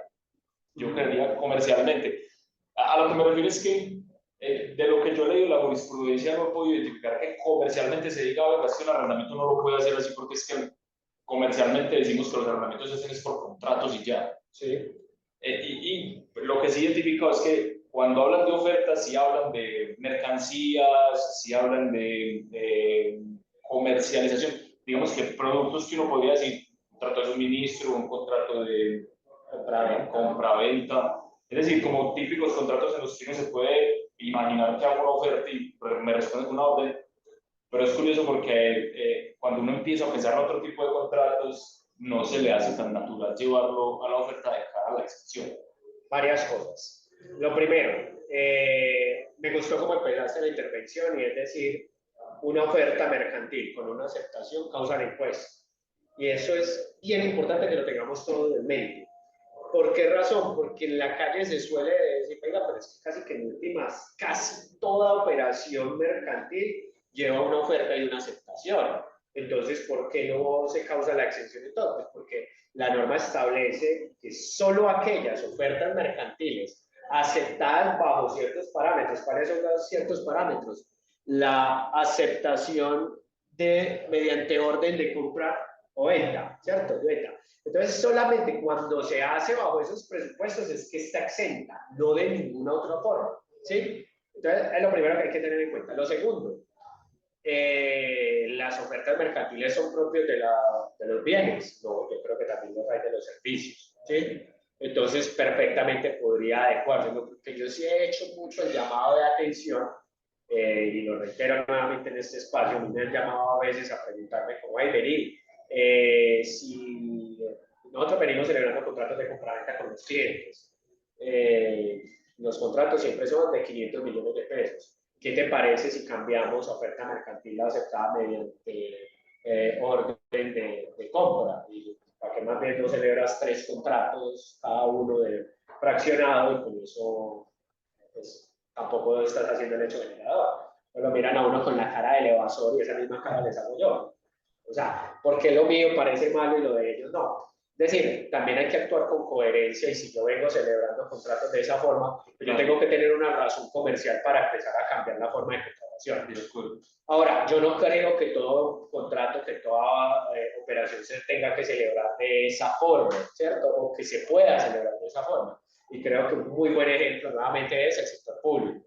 El sector público, salvo que sea régimen exceptuado, es decir, aquellos que no aplican la ley 80, sí pueden hacer ese proceso de oferta mercantil aceptado mediante orden de compra, pero no puede una entidad pública que contrata mediante la ley 80 recibir una oferta y aceptarla de esa forma, o viceversa. ¿Por qué? Porque hay un proceso reglado, que ese proceso reglado termina con la celebración de un contrato, punto. Entonces no te puedes ajustar a ese tipo de excepciones, ¿sí? Entonces, nuevamente reitero, sí es posible, pero ojalá, y siempre pensando también en los temas de abuso, que haya un propósito comercial detrás de esta estructura, más allá de simplemente ahorrarse el impuesto, que además yo personalmente pues, no tengo problemas morales con eso, está bien cada chico con lo suyo, pero ojo con las fiscalizaciones de la DIAN, porque además hay jurisprudencia del Consejo de Estado que señala la posibilidad de la administración de recaracterizar operaciones incluso sin aplicar normas antiabuso. Entonces, para que lo tengas ahí presente, lo tengas presente. Interesante, porque quizás yo creo que ese es uno de los puntos como más que, no sé si preocupantes en el sentido de cómo planeo, cómo evito el pago del impuesto, en el sentido de que la oferta, porque una de las cosas que yo he planteado es como, pues lo que se ha planteado es eso, como que si venís haciendo operaciones así y venís haciendo contratos, resulta muy sospechoso que de un momento a otro empieces a hacer ofertas mercantiles y órdenes de servicio, como por qué, cuál es la sustancia de eso. Entonces, creo que eso ahí tiene su delicadeza. Pues, pasa ahí por Juan Camil, creo que más exenciones, o sea, yo creo que otras exenciones, creo que el contrato de trabajo también está exento y ya, vale, exenciones. Y bueno, han habido como ciertos pronunciamientos recientes y no tan recientes, pero que sí tienen importancia de cara a lo que está sucediendo. Y es que la DIAN creo que sacó solamente 3 conceptos en cuanto al timbre, pero pues por lo menos en cuanto al timbre de esa naturaleza, pues sabemos que estaban de la reforma, sobre eso se han sacado hasta creo que concepto general. Yo creo que esos son los 3 conceptos que se han sacado sobre el timbre desde que se revivió con el 75. Y ese 3418 del 25 de febrero de 2025 trae la tablita que vimos sobre cuantía indeterminada, función sucesiva y duración indefinida. Y ojo a eso porque creo que esto es una de las, pues creo que con eso podemos cerrar. Y es la discusión que hay en este momento sobre una consideración que hizo la DIAN en ese concepto 2887 del 5 de marzo de 2025, en el que básicamente dijo que los pagos que se deban hacer en contratos de cuantía indeterminada celebrados antes del 22 de febrero están grabados con el impuesto a una tarifa del 1%, o básicamente la modificación de la tarifa al 1% que tuvo lugar con el decreto 175 es aplicable a los pagos que se hagan en virtud de contratos suscritos antes del 22 de febrero, porque básicamente ellos dicen con cada pago estoy definiendo la base gravable del impuesto y la base gravable del impuesto me determina la tarifa que debo aplicar al momento pues, de que se genere el impuesto que se da pues como por cada pago en los contratos de cuantía indeterminada. Creo que ahí la DIAN se hace pues como una confusión entre causación y generación del impuesto y así pues determinó la postura. Y eso es interesante porque hay dos sentencias, una del 2000 y otra del 2011, donde esa consideración, o por lo menos esa postura que sostiene la DIAN es cuestionable, o por lo menos va en contravía a la postura que sostiene la sentencia del Consejo de Estado. Hay una sentencia del 2000 y hay una sentencia del 2011. La sentencia del 2000 lo que hace es que en el marco de la implementación o de la modificación de la tarifa del impuesto de timbre del 1 al 1.5%, la DIAN determinó que se tenía que aplicar la tarifa del 1.5% a los pagos posteriores a la entrada en vigencia de esa ley que incrementó la tarifa. El Consejo de Estado, yo le digo, los elementos del tributo se tienen que analizar en su integralidad. La tarifa hace parte del hecho generador.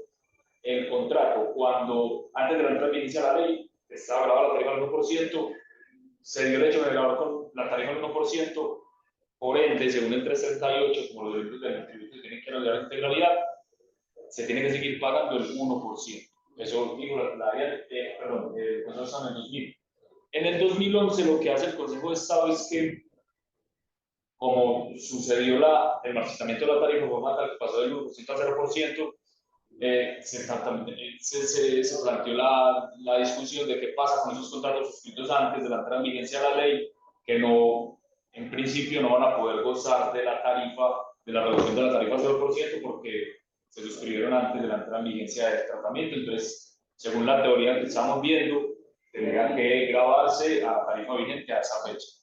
Pero entonces eso es algo interesante lo que dice, porque lo que dice es que, si bien es cierto que hay situaciones que el contribuyente, o se puede entender que el contribuyente consolidó o que en virtud de su situación jurídica puede entenderse que en principio no va a gozar de un beneficio, si la norma establece un beneficio tributario y es posible aplicarlo al contribuyente, eso es lo que tiene que suceder, porque básicamente lo que se establece es que lo que no puede haber es un trato irretroactivo, o no puede haber irretroactividad en cuanto a un tratamiento más gravoso.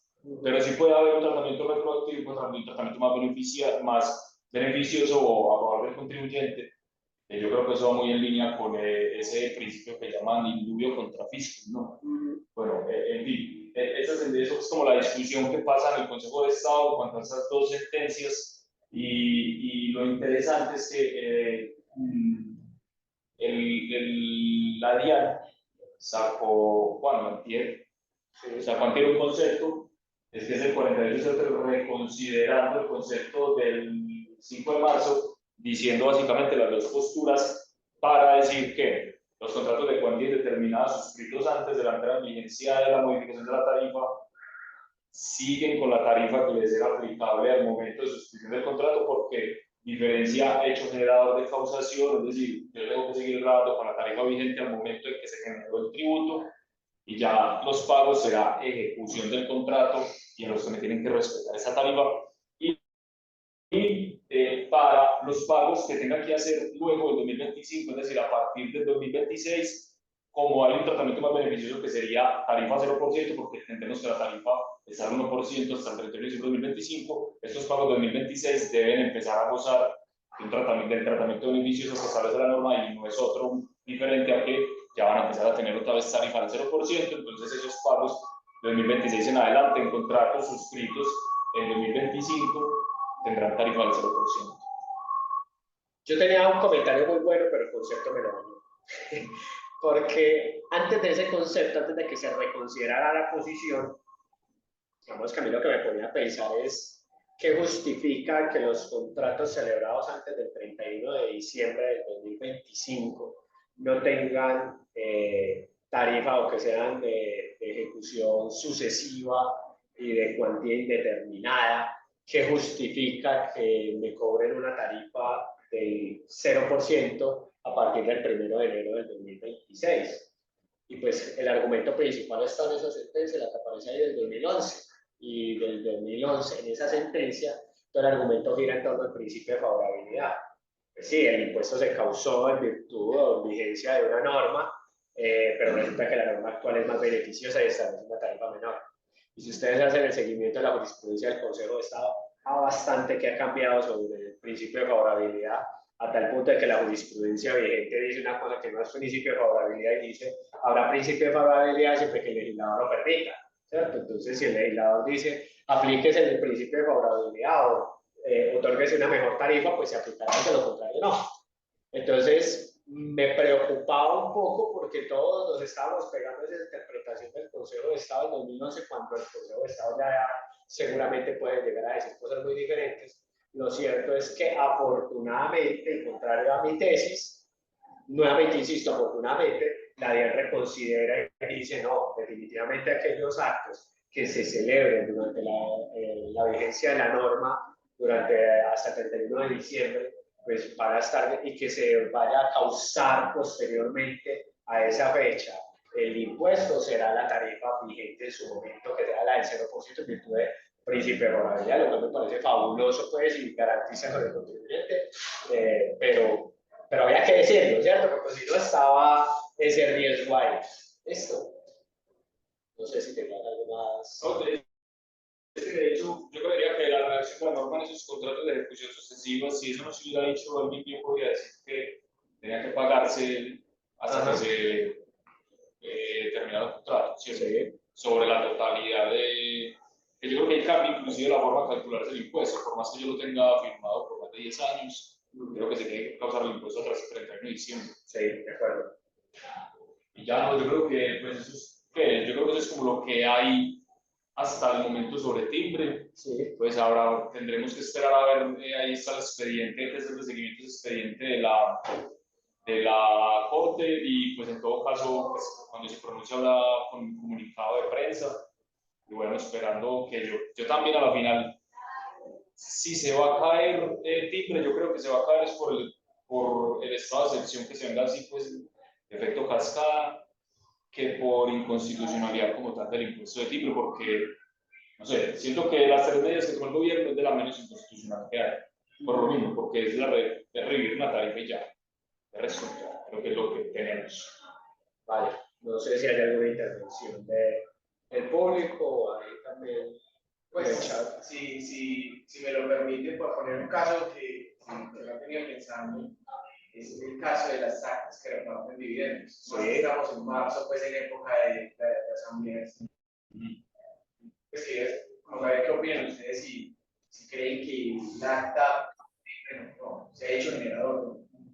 Bueno, es curioso porque en un espacio de discusión que sube, uno de los documentos que veíamos que era como más complejo, de complejidad de cara a definir la generación del impuesto, es el acta que está evidente, pero para nosotros, porque es decir, no da mucho paso, o sea, es como que es un documento que tiene una obligación, constituye una obligación, que es la obligación en cabeza de la sociedad de pagar los dividendos. Y si yo decreto dividendos que superen los 6.000 VTs, no, o sea, no veo forma de salir. Y por lo menos en las exenciones no lo veo. Yo tengo una teoría. Vamos a pasar a desarrollarla. A ver, nuevamente, si vamos a hablar de exenciones o tratamientos especiales, tienen que estar regulados en la norma. Pero antes de llegar siquiera a una exención, porque yo ni siquiera me voy a enfocar en las exenciones, me voy a enfocar en el hecho generador, ¿cierto? El hecho generador me dice que el timbre se causa por instrumentos públicos, que incluso la norma reglamentaria señala que un instrumento público es un contrato público o una escritura pública, un contrato en donde intervenga una entidad pública. ¿Listo? Entonces, ahí no está. O documentos privados, ¿sí? Y esos documentos privados tienen que otorgar, aceptar, en los que se haga constar la constitución, existencia, modificación o extinción de obligaciones. Listo. Entonces, estamos ante un documento que reconoce la constitución, existencia, modificación o extinción de obligaciones. La respuesta es sí. Estamos ante un documento que reconoce la existencia de una obligación a tal punto de que las partes intervinientes en ese contrato, perdón, los partícipes dentro de ese contrato están estableciendo la existencia del derecho. ¿Cuál es el derecho? El de los dividendos. Sin ese acto, que es el acta de la asamblea, no hay lugar al reconocimiento de dividendos. ¿Listo? ¿Hasta ahí? Creo que vamos bien. Siguiente punto. ¿Es superior a 6.000 VTs? Creo que esa es la obvia. Si yo estoy reconociendo dividendos por 100 millones de pesos, pues simplemente no hay. Pero resulta que me dice que tienen que intervenir, en los cuales intervenga como otorgante, aceptante o suscriptor una entidad pública, una persona jurídica o asimilada, o una persona natural que tenga la calidad de comerciante que en el año inmediatamente anterior tuviera unos ingresos brutos o un patrimonio bruto superior a 30.000 UF. Y la pregunta es, ¿quiénes son los otorgantes del acta que distribuye dividendos? ¿Es la sociedad que distribuye dividendos?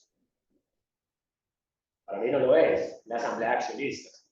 ¿A qué me lleva eso? Que me va a tocar revisar la asamblea de accionistas y tengo alguno de esos tres sujetos. Si en la asamblea de accionistas tengo una entidad pública, una persona jurídica o una persona natural que cumpla con esos requisitos. Y si tengo dentro de la asamblea de accionistas alguno de esos sujetos, por lo menos uno, entonces estamos ante el hecho generador y me devuelvo y miro los sujetos pasivos y sobre esos sujetos pasivos se causará el impuesto y habrá retención de la cuenta. Me están mirando horrible. Entonces, desahóguense. Ya... ¿Quién suscribe el acta? Porque no perdamos de vista que es la suscripción. Sí. ¿Quién la suscribe? Porque normalmente no es el representante legal, como el representante de la sociedad, no son los accionistas. Sí. Entonces no podemos decir tampoco que si hay un accionista, persona jurídica, esté ahí. O sea, quien suscribe termina siendo el presidente y el secretario. El secretario. Sí.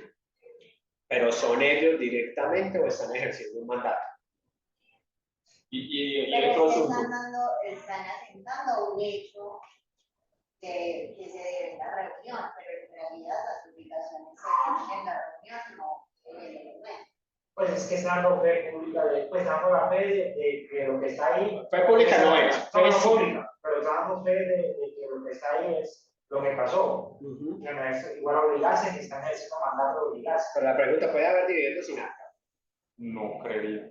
Ustedes que son los expertos en comercial, yo creo que no. No creería tampoco. No, pero la discusión misma la teníamos. ¿Qué pasa si en la asamblea, por ejemplo, se decretan dividendos que no existen? Pues yo necesito el acta y el balance con las utilidades, que lo demuestre, si no la sociedad no está obligada a pagar. Vale, en eso estamos de acuerdo, pero no entiendo que pueda cambiar lo que estamos discutiendo. Pues porque sería lo mismo como decir que estoy vendiendo una casa que no tengo. O estoy vendiendo un bien que la venta de cosas ajenas está permitida. Pero, no sé, estoy asumiendo una obligación que no soy capaz de cumplir. No, de acuerdo, pero la verdad es que yo no creo que la sociedad se esté obligando a pagar. O si se obligó, pues es la asamblea la que le está diciendo que pague, pero para que la sociedad no esté interviniendo. Una pregunta, con el decreto. Pero para mí tampoco. Justamente por eso estoy hablando de los accionistas. no de la sociedad. Porque si fuera la sociedad, de entrada te diría, sí, sí está grabado, no me hubiera gastado todos estos 5 minutos explicando eso. Para mí, los otorgantes del acto son los accionistas, que en última son los que toman la decisión que establece la obligación.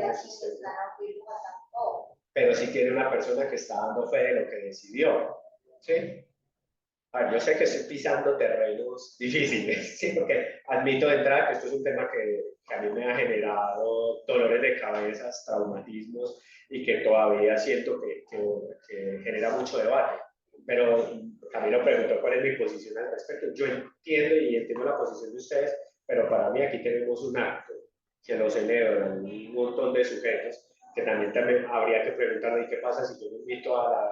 Somos 4 accionistas, me invito a la persona jurídica y la decisión la toman las 3 personas naturales que no son comerciantes? Y ellos 3 hacen mayoría para tomar la decisión. Igual yo miro nomás a las 3 que están otorgando el acto.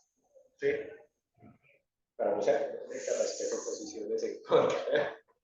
Cuando yo decreto dividendo, nace una cuenta por cobrar en cabeza del accionista, ¿no? Sí. Y eso ya es una obligación para la sociedad, ¿no? La pregunta es si lo que genera esa obligación es la asamblea, la decisión de la asamblea o el acto como documento. Es que porque el acto simplemente es el mecanismo, pero si yo, por ejemplo, como accionista, no, por el incumplimiento de la sociedad, no tienen aceptadas las actas, yo igual podría cobrar el dividendo. Pues no tengo título ejecutivo, pero tendría poderlo cobrar. Porque yo sí creería que la suscripción del acta como uno de los elementos de timbre sí debe constar, porque en el sentido de que el instrumento sería el acta, ¿no? Porque es que yo lo que pienso en el acta es el presidente y el secretario están dando fe o están contándole al público la decisión que acaban de tomar sus accionistas. Lo podrían hacer ellos o lo podrían hacer directamente los accionistas. Sí, sí, claro, es decir, podríamos los accionistas. ¿Cómo? Sí. Sí, claro, las utilidades se podrían retener y perfectamente podrían decidir no distribuir dividendos, ¿cierto? Pero a lo que voy es la decisión, por eso es que justamente es lo que da lugar a la pregunta o al cuestionamiento, porque si fuera por pleno derecho, es decir, genera la utilidad, genera el dividendo, pues creo que no estaríamos dando esta discusión. Pero es que resulta que la decisión de distribuir dividendos es eso, una decisión que van a tomar unos sujetos, ¿cierto? Ya la cuestión es si el acta, porque entonces si es un contrato, por ejemplo, verbal, se me ocurre también que podríamos llegar incluso eventualmente a ese análisis, si es uno de esos contratos en los que el Código Civil, el Código de Comercio, permite la consensualidad, como es la gran mayoría de los contratos, el hecho de que las partes lo llevemos a un documento escrito, entonces sabe que pierda la naturaleza de acto grabado, porque simplemente se está materializando la intención de las partes que ya se llevó a cabo de manera verbal. Sí, sí, sí, claro lo que estoy diciendo. Es así como lo veo. Pero con el debido respeto. No sé si hay alguna otra intervención, si quieren desarrollar más esta intervención. Concluimos, si procedo o no, si está grabado. Mi posición es que hay que mirar el aspecto subjetivo del hecho generador del hecho generador, que en este caso son quiénes son los accionistas. Es que tenemos una discusión interna. Ani, que hay salvamentos de voto interno. Sí, hay muchas dudas también, por ejemplo, pues yo tengo dudas, por lo menos si hay aceptación. Sí. O sea, entiendo que es suficiente para el otorgamiento, pero bueno, hay una aceptación por parte del accionista, no lo hay. Que no lo haya importa.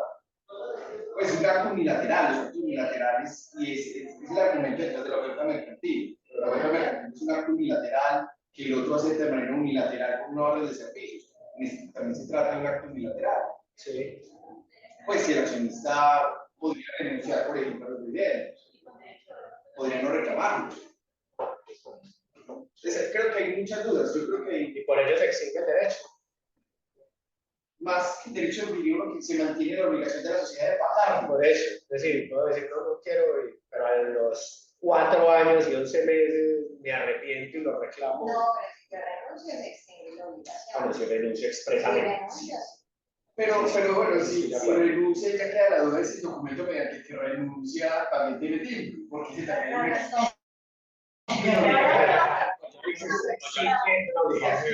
Más de 8. Se podría entender así, ¿no? Pues, sí.